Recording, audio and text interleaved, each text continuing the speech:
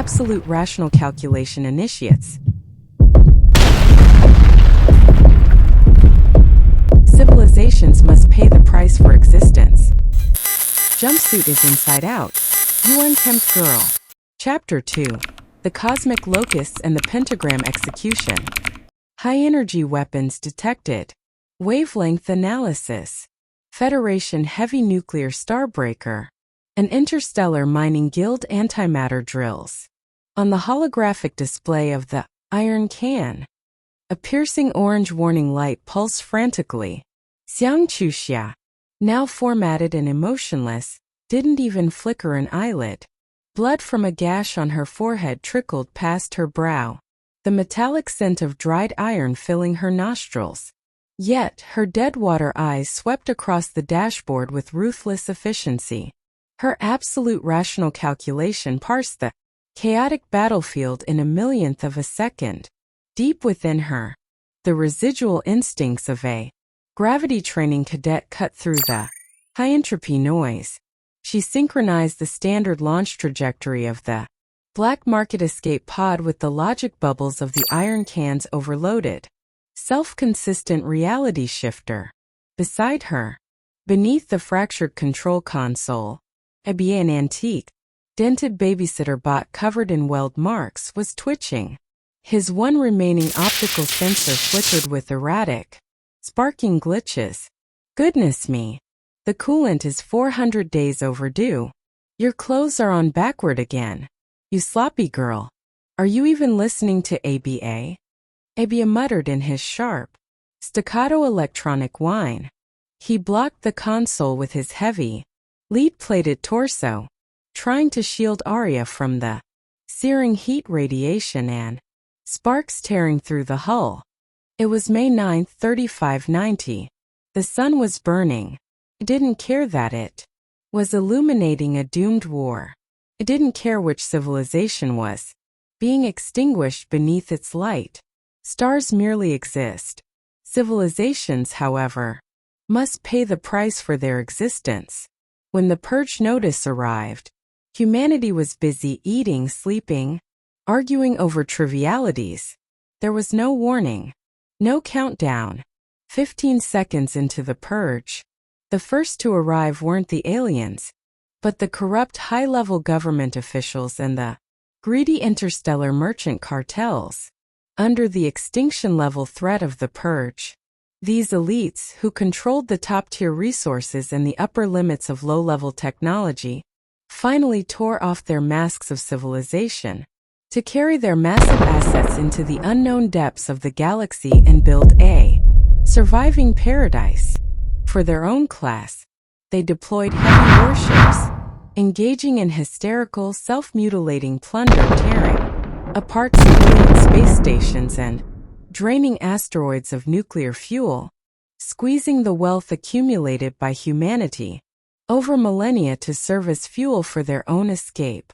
Yet, not everyone chose to be a deserter. Amidst this galactic doomsday, the true pillars of the human federation and the honorable merchants who refused to abandon their kin tore up the evacuation orders. Joined by countless civilian mining ships and patrol boats, they formed the most tragic and magnificent defensive line in human history at the outermost edge of the Kuiper Belt. They fought to the death solely to buy time for the civilian ships behind them to flee. The war protocol was activated. It wasn't ordered by any one government, but by the entire civilization, acting in unison. Hold the line. Hold until the very last second. Hold until it was no longer possible. They weren't fighting to win. They were fighting to ensure that some at least would not die immediately. The solar system defense matrix deployed. For the first time, planets were more than just planets. Earth, Venus, Mars, their orbits were recalculated, their gravity wells tuned. The entire solar system became a weapon. The first wave of enemies arrived. Without announcement, hundreds of Tier 2 civilization warships slid into the outer solar system like a silent, cold shadow. Humanity rose to meet them, not because they had a chance, but because of the distance. It was the only time they could buy. The battle erupted outside the orbit of Mars. The human fleet was outnumbered 10-1, trailing by an entire technological tier. But they knew this place. Asteroids were propelled into the battlefield. Gravity traps were preset. The first Tier 2 warship was dragged into the Martian gravity well. Its hull tore apart, its energy field destabilized. When it exploded, the entire solar system witnessed that light. For the first time, humanity had killed a civilization unit superior to its own. It wasn't a victory. It was a scream of defiance. Dad! Mom! Get out here! Elina, hauled into the hold by the iron ken, clawed at the collar of her fire-scorched leather jacket. Her face, once pampered in the crystal palaces of the moon, was smeared with ash. She kicked at the deformed airlock door.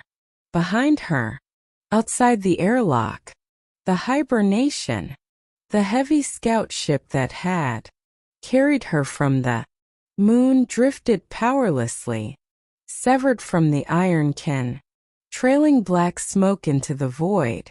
The pain of being discarded by her parents burned like a branding iron. You sold your memories for money, thinking you were saving me. But I won't be a coward. Cold, aristocratic madness flickered in Elina's eyes. She had no superpowers, but she had grown up in the circles of the elite. She knew the access codes to the high command, escape accounts. In these last few seconds, as human currency plummeted to zero in the black market, she made her choice. If it's going to be worthless, let it burn. She hammered the confirmation key on the black market terminal. In the final seconds before human currency turned to dust, she dumped her parents' entire fortune at 1,000-fold premium into the Martian black market. She remotely unlocked and injected it all into the reactor of the derelict scout ship. Full authorization forced by suicide course set. The heavy scout ship's reactor erupted in a violent roar. The multi-ton hull, driven by black market code, pivoted, pulled a tragic, luminous tail of ion fire, turning into a kamikaze comet, hurtling toward the enemy fleet. In the corner of the hold, Leya the street rat lay slumped on her anti-gravity board, coughing up blood. A jagged edge of the titanium ring she wore had sliced deep into her flesh, soaking it in red. Through her modified headset, the sharp, shrill screech of spatial collapse rang out. Leya clawed at the ring, her eyes filled with the desperate rebellion of a street punk. This ring. What idiot put this on me? Why does my heart hurt like it's tearing my chest open? Enough noise. You, the geek in the iron ken, and you, the expressionless one. Open the gravity anchors. Those suits in the government are tearing down the space station. Ahead, use my hoverboard's gravity trail and ram them. Having formatted her heart-wrenching first love, Leya clung to the edge of an empty shell, relying on her gravity skeleton intuition. This moment, she became the iron can's only radar. Space compressed, time dilated. One human warship after another went dark. Not destroyed, but erased. The first hero wasn't a soldier. He was a civilian freighter pilot. His cabin was packed with refugees, children, the elderly, those who couldn't escape. As the Tier 2 civilization blockade deployed, he saw the escape route closing. He didn't ask for permission. He didn't hesitate. He locked his return engines and pushed the entire ship into the heart of the blockade. In that instant, he was torn asunder. But the blockade held for 6 seconds. 6 seconds. In those 6 seconds, 37 escape pods surged through.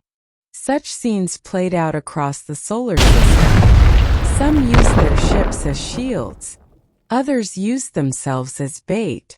Ahead, the gravity ripples from the scout ships. Collision cascaded back toward them like a spatial tsunami. Inside the violently jolting iron can, ABA's joints groaned under the overload. Yet, like a stubborn old man tidying a house during a storm, he used his scarred iron hands to pick up a photo of Arya that had fallen to the deck.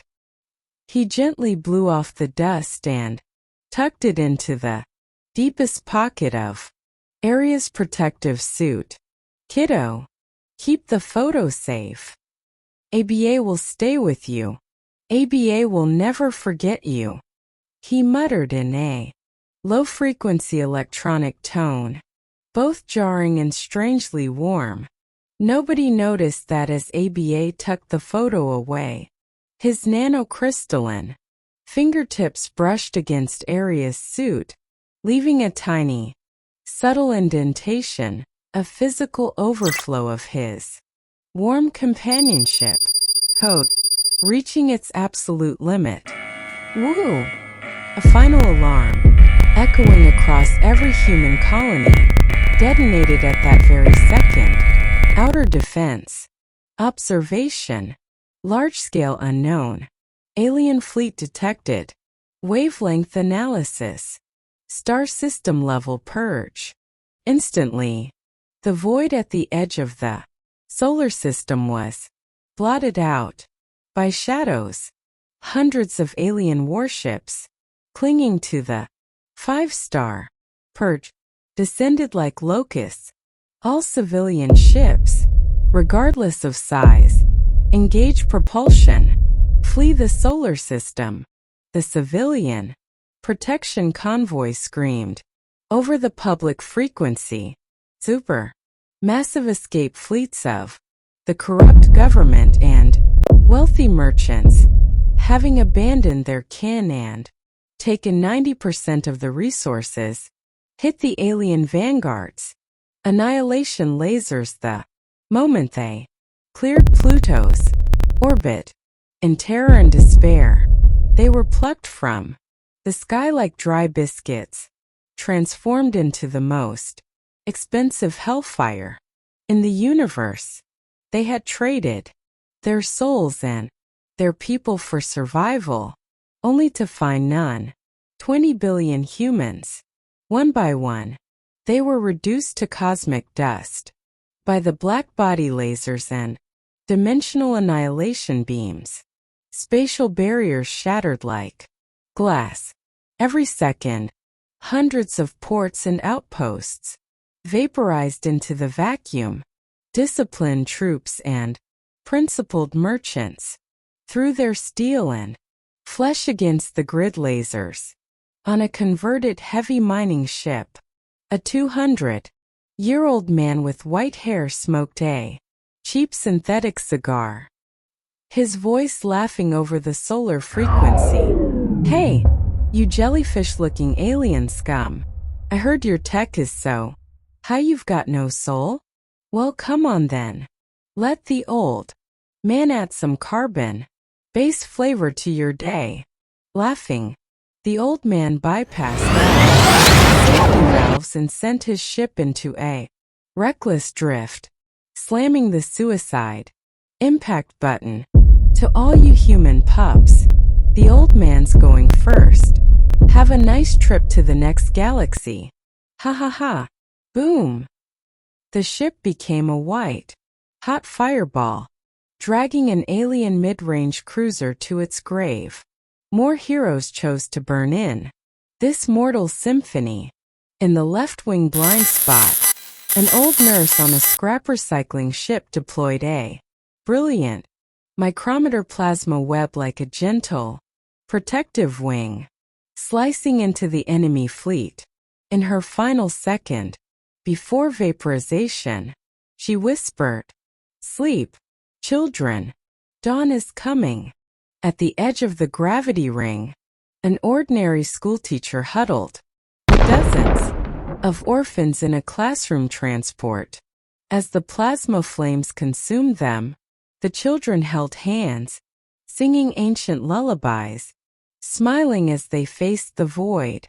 Amidst the antimatter explosions and the gaps blasted open by countless nameless heroes, nearly 20 million people, the tiny, desperate remainder of humanity, fled through tears, scattering into the cold, dark galaxy.